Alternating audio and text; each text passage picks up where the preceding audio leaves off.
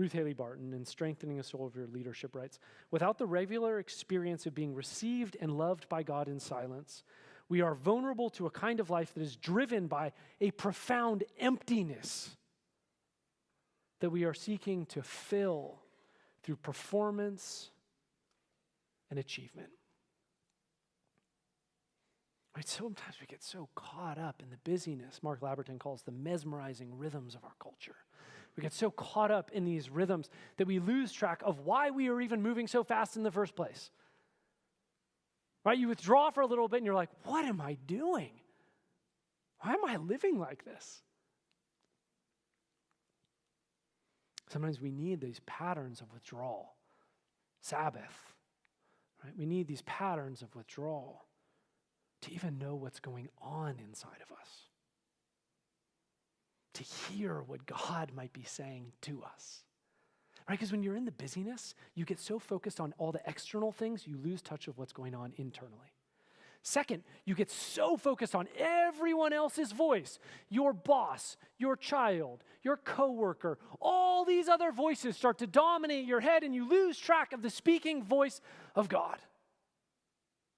Who is the one who calls you, the one who shapes your image of yourself, the one who reconforms and transforms your heart.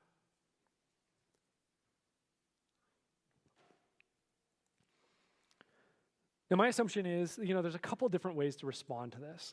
I think one is, Tony, that's great. This withdrawing, this Sabbath, is supposed to be delight. But I'll tell you the truth. When I get 30 minutes to myself and I do nothing, all I feel is anxiety. And that's often true.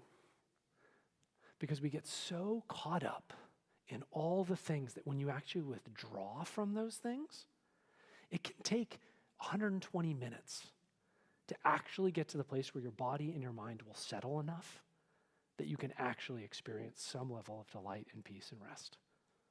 But really what that is, it's a symptom of attachment and addiction. I read a led a leaders thing a bit ago, and in this leaders gathering, some of the people were trying to practice some of these principles, and they said, one of them was like, I tried to do this. I tried to leave my phone at home for a 4-hour chunk.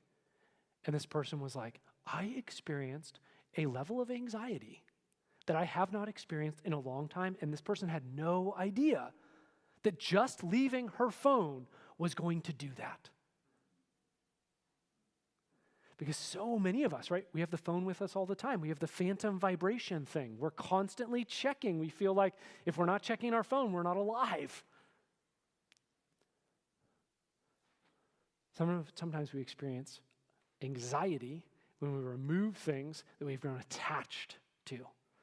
And the practice of Sabbath is attaching to God and detaching from those things that maybe drain us.